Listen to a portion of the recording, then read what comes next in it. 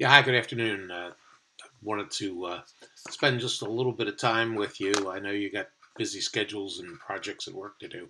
So I just want to kind of lay some groundwork. This is a graduate level course. I'm not going to go through the PowerPoints and read the text to you.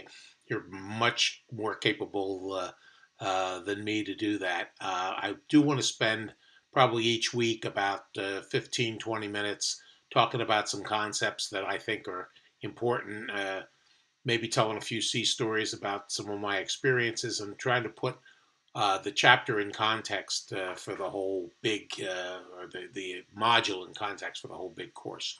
Uh, these are, again, I remember when I was an undergraduate, everything is this going to be on the test? Basically, the course is in purest form, I think is we do you do readings, we comment on those. I look at you do some prose to answer some questions. We evaluate how much you've understood of the chapter and give you a grade. It's not I say something and you 2 weeks later repeat it back to me. So again, this is a kind of a exchange my ideas, your ideas, and you to kind of formulate. We're well beyond the thing of rote memory. So I want to give you some of my thoughts on this human capital management and its relationship to HR, and you can kind of construct that from there. Also, I'll probably weigh in also on the discussion boards during the time. Hopefully, this week has been a little hectic for me. But So I'm going to be a little late today on Friday putting it in, but I'm going to try to get them in next week on Wednesday. And starting next week, we'll have our live chat session available, and I'll post that. But anyway, that's the uh, beginnings. I looked both at Ashley and Lara's, both of your initial inputs, and really fine. I'm not going to get down into the nitty gritty of them because I just read them real quickly. But in a quick look over, they're exactly what I'm looking for. Comments backed up by fact. I teach an undergraduate course too, and I get a lot of, as I said, once upon a time, and we all lived happily ever after kind of things with that. I think this, well, good, but why and wherefore. But you guys really seem to have it. So anyway, this idea of human capital management, I'm kind of a big believer, and I think I've talked about this before, if not in this course and others, and I will again.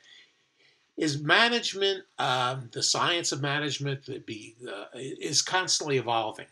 We can look back at the idea of Frederick Taylor, and you've at this level in your life, you've probably had management courses, and you're familiar with Taylor and all the different theories of management. The great man theory, and uh,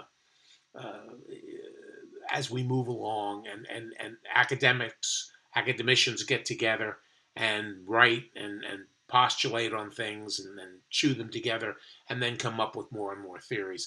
The one I always love is quality. I taught a lot of quality in my last institution, Six Sigma Lean.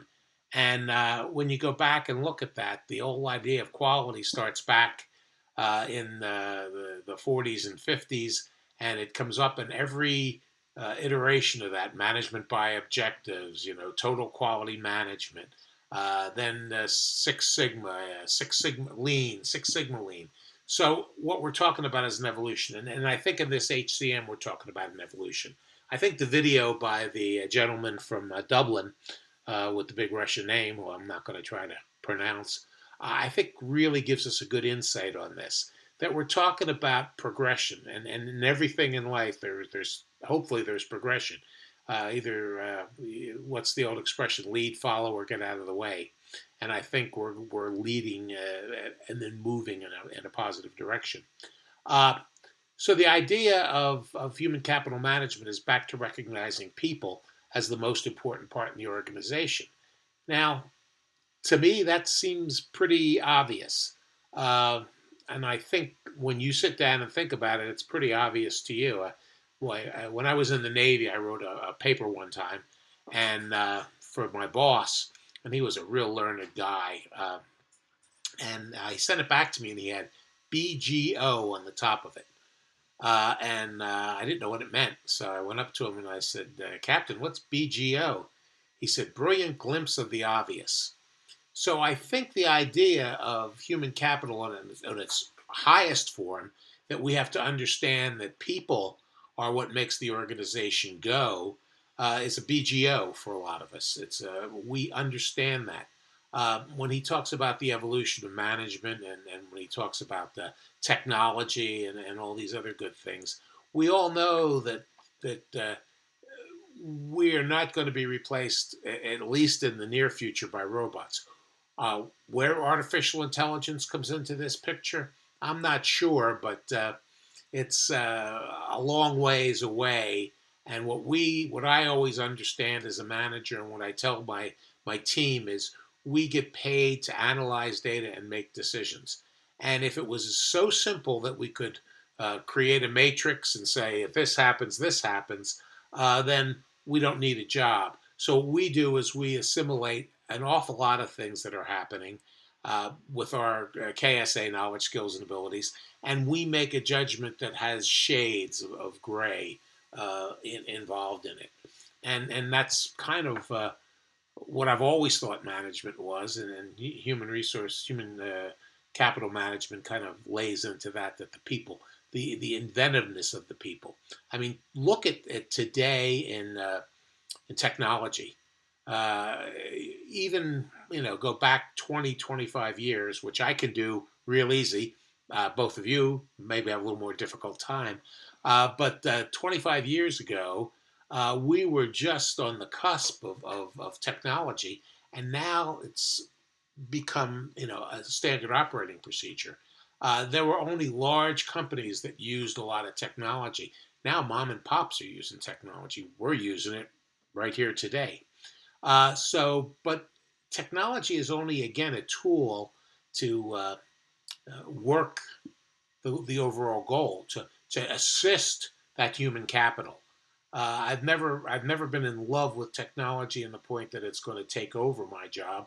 I've been in love with technology that it helps my job become easier. And so I think on that light.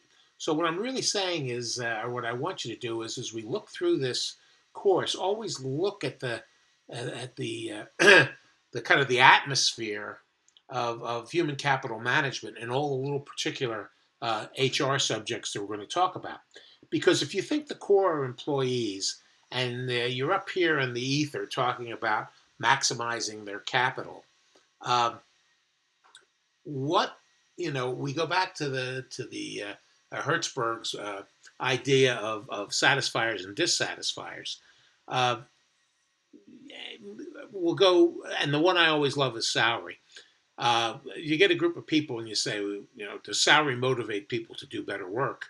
And everybody will get some dissents in the room, and some people say, oh yeah, that's the only way we can motivate, especially uh, on the beginning scales of work.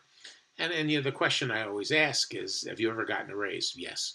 Uh, what happens when you get a raise? Boy, I'm happy. I'm just, I'm really excited. I want to go in and do good.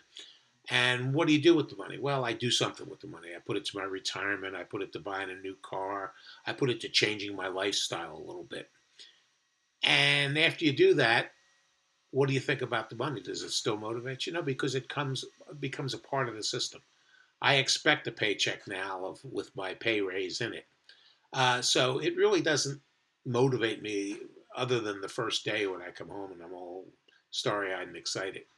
Uh, but what happens is, when I am not satisfied with my salary, when my salary doesn't in fact grow, then I'm dissatisfied with it. When we look at that idea of dissatisfaction, there's an awful lot of pieces in the HR puzzle that we assume are going to happen well.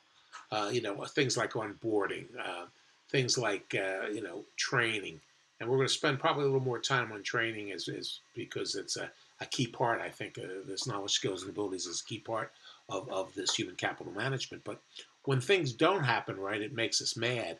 When they do happen well, that's kind of what we expect in an organization. I expect to get a paycheck every 2 weeks or three, and at Mary Baldwin and my paycheck's monthly, but I expect to get a paycheck every month. I expect to be treated without discrimination. In my case, it would probably be the only thing you discriminate me against is age, but I expect to be treated fairly and honestly. I sometimes think that you could write the entire management book in one page, and it goes back to the golden rule. And the golden rule is treat others like you'd like to be treated. And as a manager, if we can do that, we're probably most of the time going to be successful in the human resources area, at least. Uh, so we have to look at what we're going to do for the core of employees to create that environment, to create that space where we can maximize their capital management. And if we don't do those things, they're the base, they're the area which we start. And to maximize capital management, these things have to be in place that we're going to talk about a lot in specifically in the course. So what I would like you to do is look at, when you're looking at these particular topics, to look at them with the light of how human capital management and these are related. Uh, the question is on your discussion: are they the same? And I don't think they're the same in some ways, but I think that if you look at HR as the all-encompassing thing, how you handle, how you work with, is a better term. How you work with your employees, how you work with your team, how you work with the people that have hopefully that the same goals you do, how you work with those people. Uh, then that's human resources, and human capital management is probably inside that circle, that big circle. But if you look at some of the smaller circles, human capital management kind of sits outside that. So, and we'll talk more about that as we move down the course. Also, what we want to do is look what kind of environment we need to execute and create the best human capital. So that's kind of the guidelines I'm looking for in the paper in the first chapter. Where do they intersect and where are they diverse? I'm also going to try, and I'm still continuing to find the latest and greatest on human capital and put those in as videos and some more supplemental readings. So we'll probably the book is about the environment. We're going to get specifically in human capital in supplementary readings and videos. Again, if you have any questions, comments, or exciting thoughts, please get in touch with me. I'm available most of the time. I try to answer your questions in the same 5-6 hour period as your initial inquiry, and I'm not afraid to say, Jesus, I want to talk to you about it or want to discuss things. Don't feel that you have to sit and pack me up with sunshine. I'm looking for the controversy. I'm looking for thoughts so we all can hammer out a good feeling. My overall goal is when we finish the course, you have a great understanding of the importance of the human capital, and that we look on the best ways to make that happen. So, and some leadership and some other stuff thrown in, which I think is important. So anyway, that's my quick one for the week, and I'll be. I usually grade all the assignments on Monday morning, so I grade your discussion boards because everything's due Sunday night. So I'll try to run that out Monday morning, and that's my goal, and I usually make that goal. So if there's any questions there, wait till Monday morning. Okay, thanks a bunch, and I'll talk to you later.